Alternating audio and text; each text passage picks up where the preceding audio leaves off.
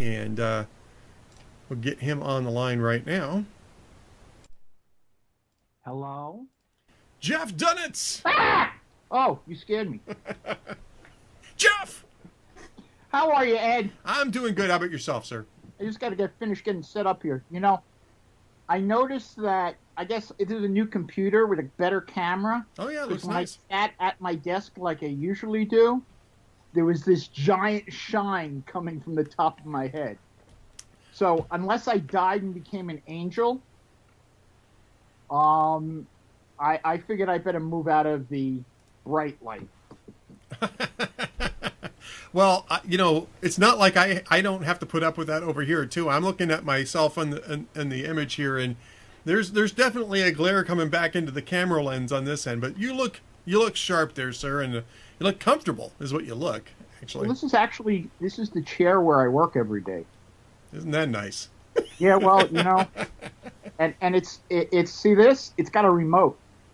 Oh, my. For You the are legs, comfy. The back, the lumbar. But I really don't use it for that. It's just like any other man, I love remotes. There you go.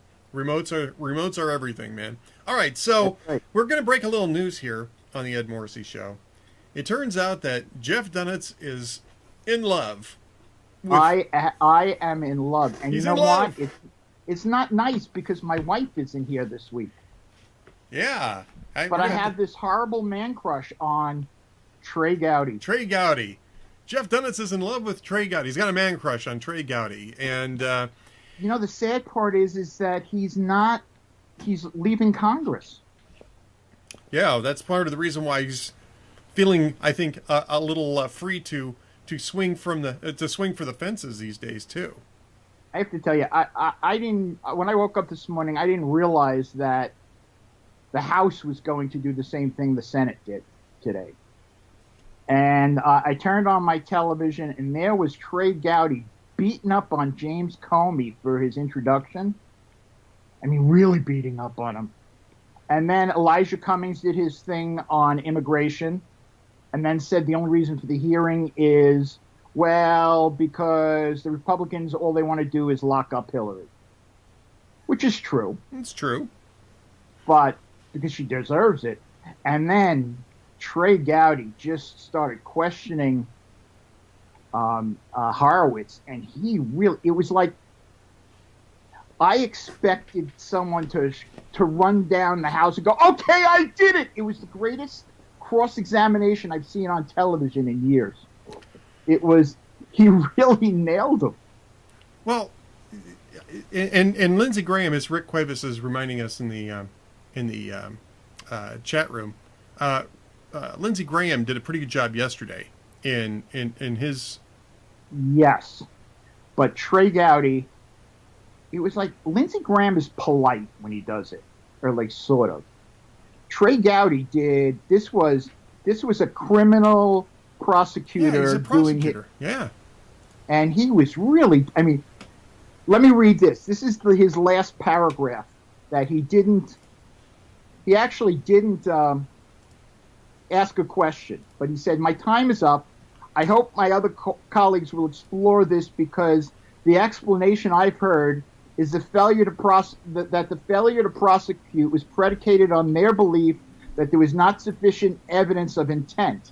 And I don't know where the hell you would go to find better evidence of intent than interviewing the person who was actually doing the intent.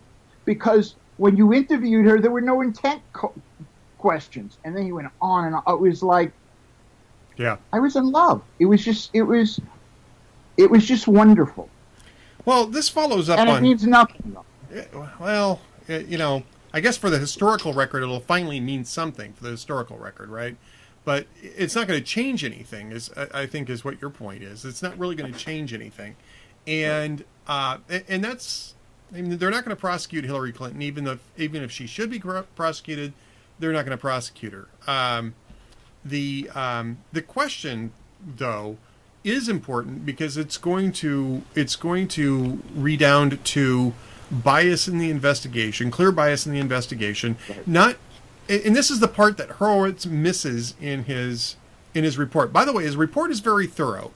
I think he did a good job with the report, but this is something that I think he felt was out of his purview to conclude, which is that he was looking at the specific end game conclusions and whether or not those were rational choices that could have been made under those circumstances with or without bias. That's a fair way to approach that.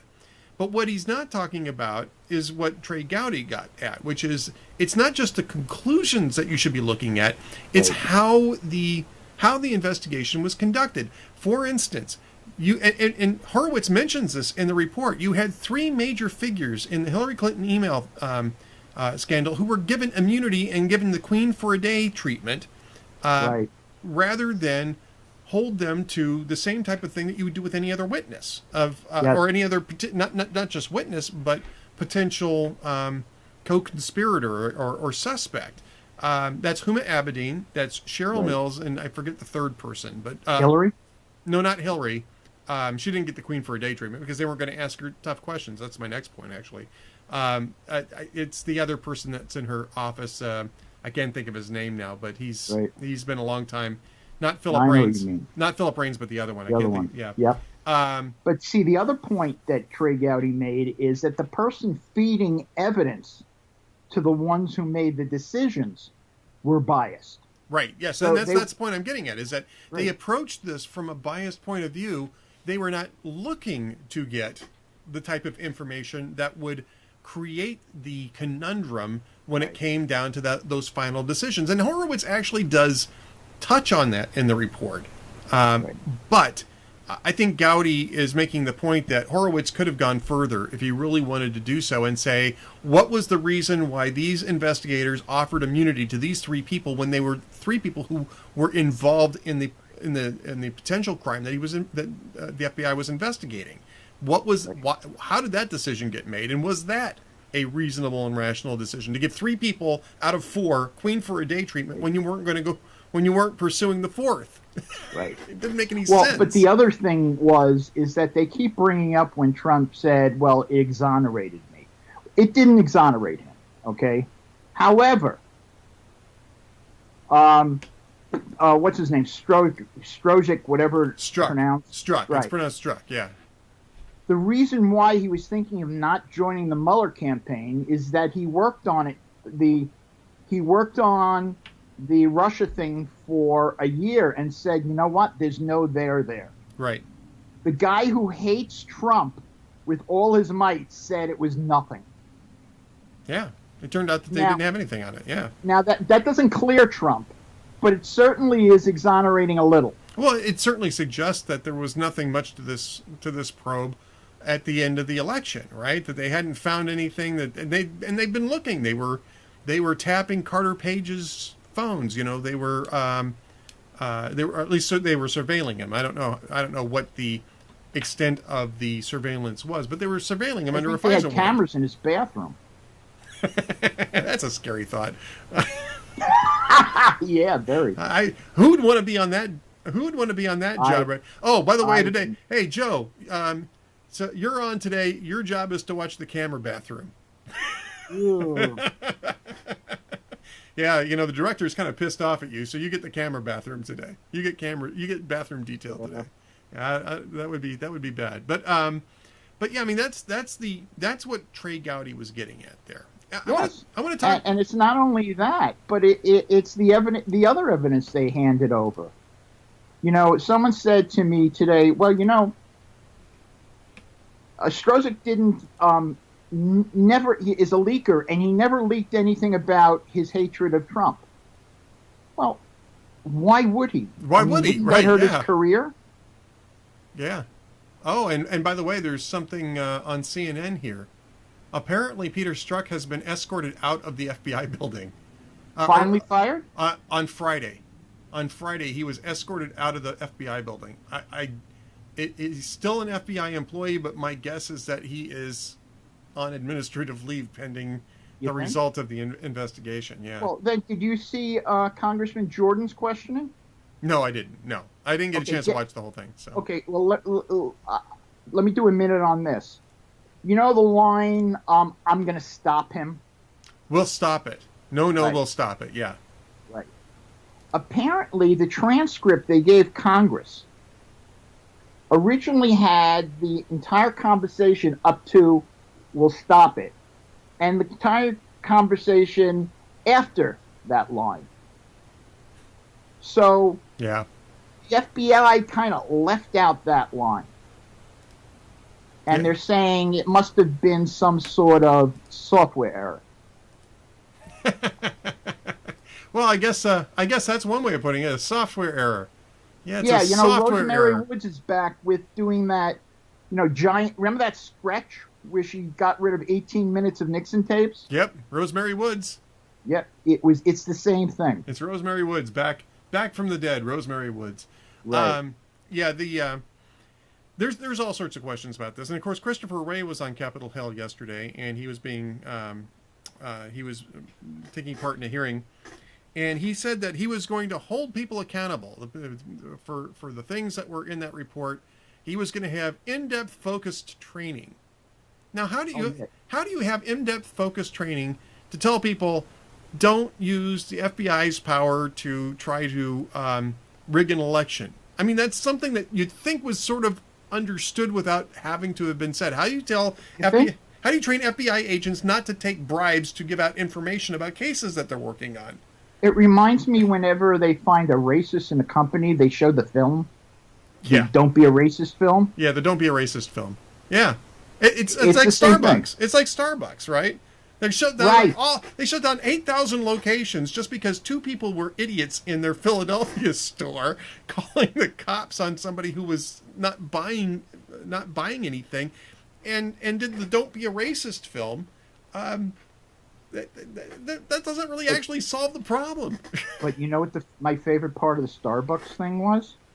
They were going to get the Anti-Defamation League to help teach the class. Yeah. And people like Linda Sarsour, the anti-Semites, said, no, you can't use them. So they dropped the Anti-Defamation League, which, of course they did. Which is ridiculous. I mean, I happen to hate the Anti-Defamation League for other reasons, because they put progressivism first. But, I mean, this is what they're supposed to do, you know? Yep.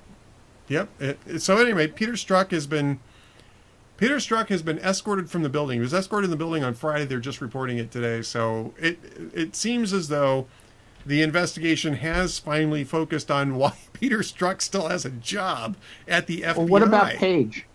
I think Page had already left. Oh, really? I think Page had left. But I mean, why was Strzok still around? I mean, Robert Mueller was smart enough to get him off his team after seeing what was going on there. Why did it take the IG to do a report to have the FBI take a look at this stuff? I mean, Christopher Wray has been FBI director for a year, or almost a year. Well, I mean, Comey was fired in May of last year. I think Wray was confirmed in June or July of last year. He's been around for a year or almost. Sure. And this is my issue today, is that, first off, accountability doesn't mean you stick everybody in a training class. I mean, that's ridiculous. No. Accountability is you find the people who were breaking the rules and you fire them. Right. You get rid of them. And right. It's like, let me put it another way. It's like a doctor finding out someone has cancer and showing them a video. Well, I mean, I know, but they are a cancer to the FBI. So let me. What about the other three? Yeah, well, I mean, that's what I'm going to get to here. Let me give you an example from previous career. Right, I used to work in retail security. That was part of what I used to do, and we had a customer. We had I don't want to name the customer because that's not necessary. We had a customer who was a chain store, and they had a number of locations. This was an upscale store. It was a grocery store, okay? A store that they wouldn't let people like me shop in, yeah. Or me, for that matter, either. No, it was upscale. I got it. It was upscale, but it wasn't that upscale. It wasn't like Beverly Hills upscale. It was just a little bit more upscale than your normal grocery store. And it was a nice place. And they had a lot of losses, and they couldn't figure out where they were coming from, right? They couldn't all have been shoplifting because the scale was too large. Right. And so they brought in a new loss prevention expert, and he brought us in as, for all the different equipment and monitoring stuff and all that. And it was a difficult situation. He was really wanted to crack down on this, and it made it miserable for us, and it made it miserable for the employees, right? So after about a year of this, he comes to visit us, so he can brief us all on what it was that we were actually doing for him, because he wanted to encourage us to stay fast on these things. And it turned out the problem was that this chain store had a massive employee theft problem. And the reason why they had a massive employee theft problem, because they never cracked down on it, right? It became part of the culture. It became part of the culture to pilfer this and to pilfer that, to take a few things home off the shelf without paying for it. And over a period of time, it turned into taking thousands of dollars out of the safe and taking grocery carts full of stuff and sticking them in the cars, right? And I mean, they got video of all this stuff, right? They started doing surveillance of their own stores, like from across the street. And these employees had, and they're mostly the managers, right? They had these baskets. Oh, is the manager stealing too? Yeah, because they were the ones that were closing the store at night, right? Sure. So he was telling us this. This guy improved their bottom line almost immediately, right? Because he was catching all this stuff. And what he was coming back to tell us was that the problem here was not just the employees. The problem here was the employer. Because the employer allowed a situation to continue in which theft and pilfering on a small scale was tolerated, and it just grew to be on a large scale. And they just assumed that their employees weren't going to take advantage of them, and they didn't do anything about it. And that's the reason why what you have to do in situations like this is start firing people. Start denying them their pensions. You're right. And that sends a message to everybody else. Oh, you know what? My career and my pension is not worth getting, Caps tickets on Thursday night's game just so I can leak something to the press. Well, wait a second, though. They got golf tee times. If the course was really good, maybe. I mean, but I used to be a golfer. Yeah, I still golf. I was going to golf today, but the course was flooded out because it's been raining for 2 days. Right. But look, I mean, that's the problem here, is that there's no accountability because there's no consequences. Until you put consequences on these things, you're never going to get accountability. And having Christopher Wray, the FBI director, get up there and say, while there's evidence that agents and high-ranking agents, Peter Strzok was a high-ranking agent, right? He was part of management. He ran the Hillary investigation. He ran the Russia investigation. He had to be pretty senior. He was a special agent in charge in both of those cases, and him saying that he was even suggesting that he was going to use the power of the FBI to corrupt an election is bad enough to be fired for it. I'm sorry, but if you're threatening to do that, my guess is that you're probably finding ways to do that, and the stuff that Trey Gowdy turned up is I think evidence of that. And if you are an FBI agent and you're selling information that's privileged to reporters in exchange for dinners and for sports tickets, then you are committing bribery, and you should be fired, and maybe you should be prosecuted for it. And until you do, it's all they do. It's the FBI. Right. That's what they do for a living. They find that stuff and put people in jail. Yeah, let me tell you something. They wouldn't let any of us slide for any of that. They wouldn't let us slide for lying to an investigator the way Andrew McCabe did. And they wouldn't, and they certainly didn't do that with Michael Flynn or George Papadopoulos, right? They're prosecuting for the exact same thing that Andrew McCabe did. But the other part is that, and because I had this discussion with my wife, that it wouldn't come to my mind to take a bribe, to lie to a prosecutor. You know what I'm saying? Right, yes.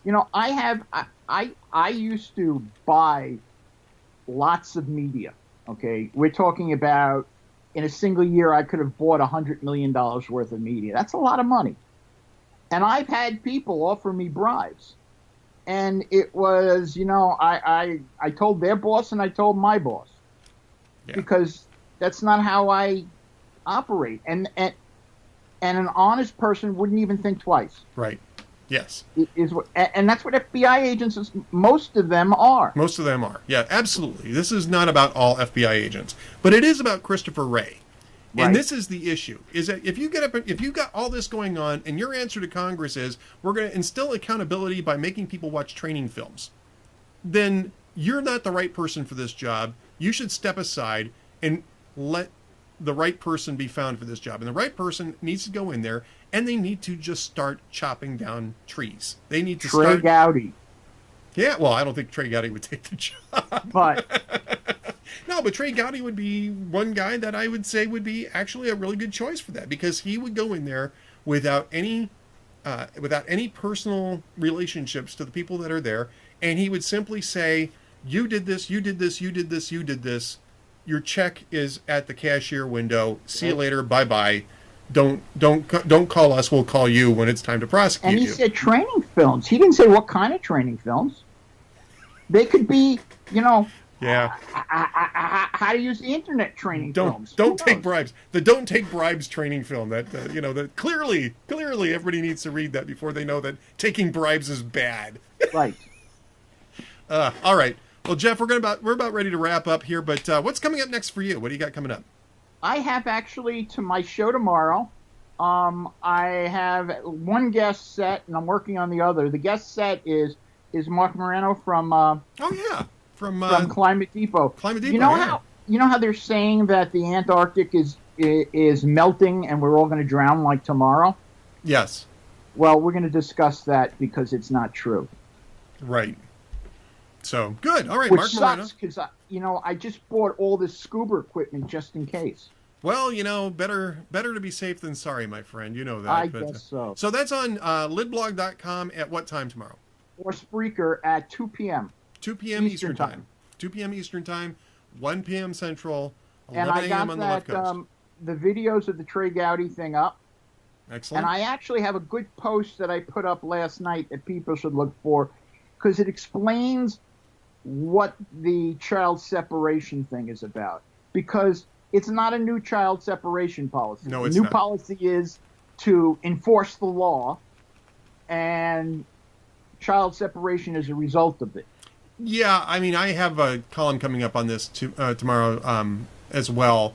I agree with that. Copycat. I agree with that, but my feeling is that that's a circumstance that they should have known was going to be a political nightmare, Absolutely. and they should have had something else ready so that you didn't have to do that. Well, they let the Democrats call it a child separation policy instead of calling it a law enforcement policy. It's a law enforcement policy, but they should have been prepared to do something else with the families. But the real idiots are people like Joe Scarborough and Michael Hayden who compare it to concentration camps. Yeah, it's absolutely insane. I got family that have, for example, numbers tattooed on their arm because they were in concentration camps. Yep. It's not concentration camps.